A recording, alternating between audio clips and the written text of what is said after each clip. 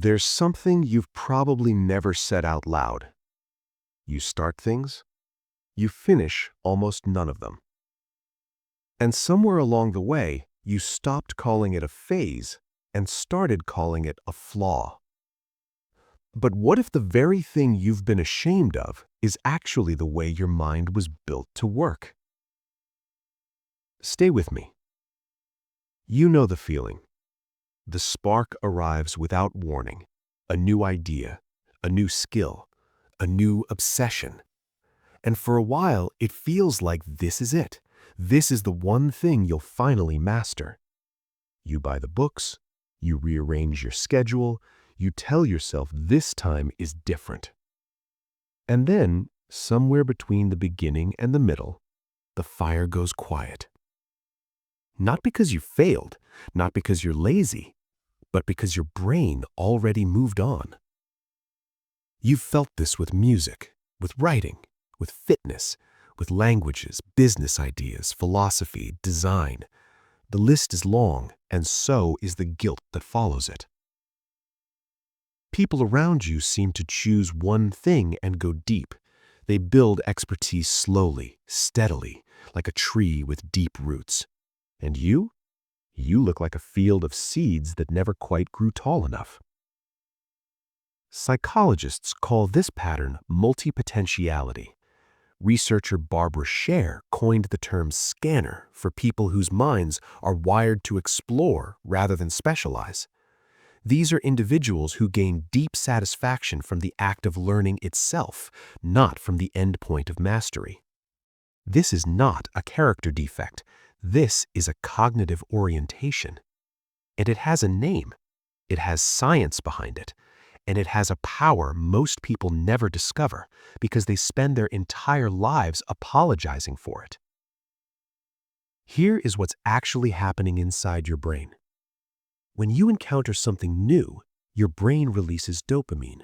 Not when you achieve something, when you anticipate it, when the territory is still unknown. Neuroscientist Jack Panksepp called this the seeking system.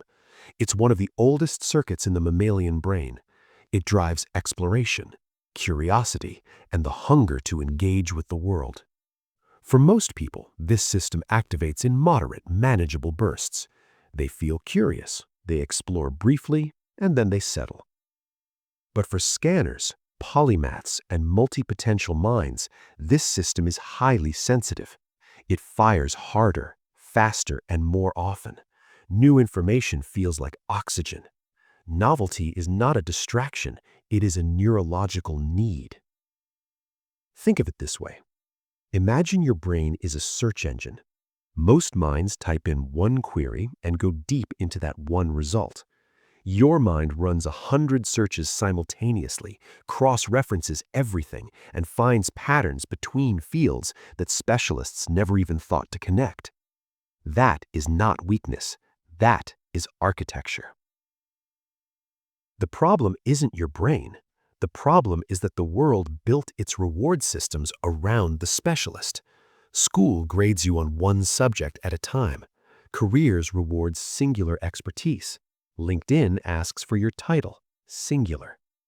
Nothing in modern culture was designed for a mind like yours. So you internalized the dysfunction. You called it quitting. You called it inconsistency. You called it being unable to commit. But commitment looks different for a brain that is genuinely wired for range. Here's the reframe. What you call quitting is actually graduation.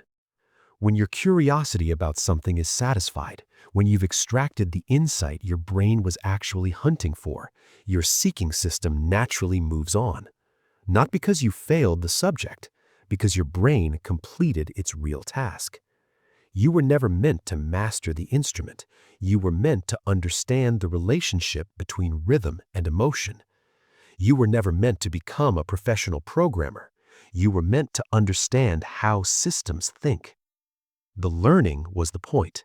The depth was in the breadth. David Epstein, in his research compiled in the book Range, found that the most innovative thinkers across history were not those who specialized earliest, but those who sampled widely before converging. They brought outside frameworks into narrow fields and solved problems that specialists couldn't see around. Charles Darwin was a geologist before he was a biologist. Leonardo da Vinci moved between art, anatomy, engineering, and music. Richard Feynman played bongo drums and painted and won a Nobel Prize in physics. These weren't distractions, they were the source material. Your scattered past is not a collection of failures, it is a collection of lenses. And the more lenses you carry, the more of reality you can actually see. Now here is the practical question. How do you work with this brain instead of against it? 5 principles, grounded in psychology. No shortcuts. First, honor the interest cycle, but set a minimum threshold. Psychologist Csikszentmihalyi found that the experience of flow, that deep, effortless engagement, requires a challenge that slightly exceeds your current skill. Below that threshold, boredom sets in. But here's the insight most people miss. Boredom itself contains information. When you feel the urge to abandon something, pause. Ask yourself whether you're bored because you've genuinely absorbed what this thing had to offer, or whether you're bored because you hit the first wall of difficulty and your brain retreated to novelty as an escape. Set a minimum threshold, 30 days, one project at a time. Before you move on, extract the lesson. Write it down, name what you learned. This transforms quitting into conscious graduation. Connect your interests instead of separating them. The polymath mind suffers most when its interests are treated as isolated silos. The moment you start building bridges between what you've learned, something shifts. This is what cognitive scientists call integrative complexity, the ability to hold multiple frameworks simultaneously and find the emergent insight between them. It's associated with creative problem-solving and adaptive thinking. Your job is not to pick one thing. Your job is to find the thread that runs through all of your things, and there always is one. Third, use the input-output ratio. The reason most scanners feel unfulfilled is that they consume endlessly and produce rarely. Consumption activates the seeking system, but meaning comes from creation. Psychologist Erik Erikson described a developmental need he called generativity, the drive to contribute something that outlasts you. This need doesn't disappear just because you're a curious, wide-ranging mind. For every rabbit hole you go down, create something from it. A short essay, a diagram, a conversation, a project, however small. This is how scattered inputs become a coherent identity. Fourth, redefine expertise. Society defines expertise as depth in one field over decades, but there is another kind of expertise that has no formal name yet but is extraordinarily rare. It is the ability to transfer knowledge across domains, to speak the language of multiple fields and translate between them, to see the same problem from 5 different angles simultaneously. This is what futurists, consultants, creative directors, and systems thinkers actually do. They are not experts in one thing, they are experts in connection. You are not behind the specialist. You are developing a different kind of mastery, one that takes longer to see but compounds in ways that singular expertise cannot. Fifth, let the timeline be longer. Psychologist Carol Dweck's research on growth mindset contains a quieter insight that most people overlook. It's not just about believing you can improve, it's about understanding that some kinds of minds need a longer runway before their pattern becomes visible.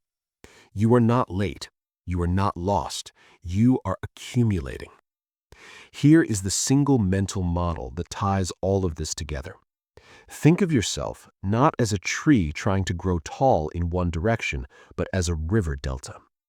A river delta doesn't fail because it splits into many branches.